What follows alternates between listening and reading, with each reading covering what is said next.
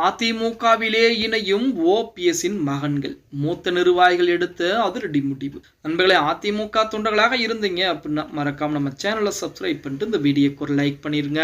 அனைத்திந்திய அண்ணா திராவிட முன்னேற்ற கழகத்திலிருந்து வெளியே துரத்தப்பட்டவர்கள் அனைவருமே தற்போது அதிமுகவில் எப்போது இணைந்து கொள்வோம் எனத்தான் தினம் தினம் நினைத்துக் கொண்டிருக்கிறார். அதற்குத்தான் ஓபிஎஸ் போன்றவர்கள்லாம் அதிமுக ஒன்றிணைய வேண்டும், தமிழக மக்கள் அனைவரும் ஆசைப்படுகிறார்கள் அப்படிங்கிற மாதிரி அறிவிப்புகளை கொடுத்து கொண்டிருக்கிறார். எந்த மக்கள் எத்தனை மக்கள் ஆசைப்படுகிறார்கள் என்பது தெரியல.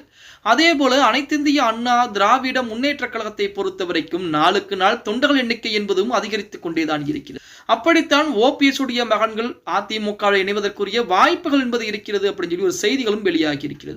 ஓபிஎஸ் மகன்களை மீண்டும் அதிமுகவில் இணைக்க மூத்த நிர்வாகிகள் சிலர் முயற்சிப்பதாக கூறப்படுகிறது.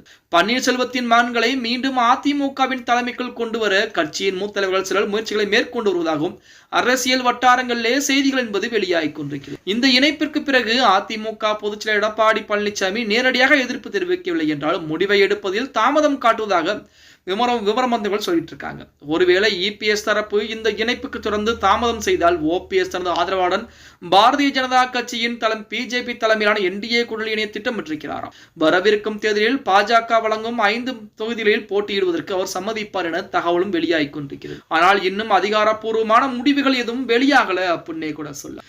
ஓபிஎஸ் அவர்களை பொறுத்த வரைக்கும் 2 மகன்கள் இருக்கிறாங்க. அதில் ஒரு மகன் ரவீந்திரநாத் அவர்கள் பாத்தீங்க அப்படின்னா அவர் ஆல்ரெடி நமது அதிமுகவின் சார்பாக 2019ஆம் ஆண்டு நடத்தப்பட்ட மக்களவைத் தேர்தலிலே தேனி தொகுதியிலே வெற்றி பெற்று நாடாளுமன்ற உறுப்பினராக இருந்தார். இன்னொரு நபர் பாத்தீங்க அப்படின்னா அவர் ஆன்மீகத்தின் வழியிலே சென்று கொண்டிருக்கிறார். இப்ப ரவீந்திரநாத் அவர்களை பொறுத்த வரைக்கும் அதிமுகவிலே இணைந்து கொள்வதற்குத்தான் அவர் அதிகமாக விருப்பம் காட்டிக் கொண்டிருக்கிறார். அதாவது அதிமுக தலைமைக்கும் அவருக்கும் எந்த விதமான பிரச்சனையும் கிடையாது. அவருடைய தந்தைக்கும் அதிமுக தலைமைக்கும் தான் பிரச்சனை. 2021 சட்டமன்ற தேர்தல் என்பது நாம் அனைவரும் மறந்துவிட முடியாது. வெற்றி பெறக்கூடிய ஒரு தேர்தல், ஆனால் தோல்வியை தழுவிவிட்டோம். இப்படிப்பட்ட ஒரு சூழலில் அதிமுகவிலே நமது ஓபிஎஸ் உடைய மூத்த மகன் ரவீந்திரநாத் அவர்கள் இணைவதற்குரிய பேச்சுவார்த்தைகள் கூட தொடங்கி இருக்கிறது. ஆனால் அதற்கு எடப்பாடி பழனிசாமி காலம் தாமதம் தாழ்த்தி கொண்டிருக்கிறார் அப்படிங்கிற செய்திகள் கூட இணையதளங்களிலே உலா வந்து கொண்டுதான் இருக்கிறது அப்படின்னே கூட சொல்லலாம். இந்த செய்தி எந்த அளவிற்கு உண்மை அப்படிங்கிறது தெரியல.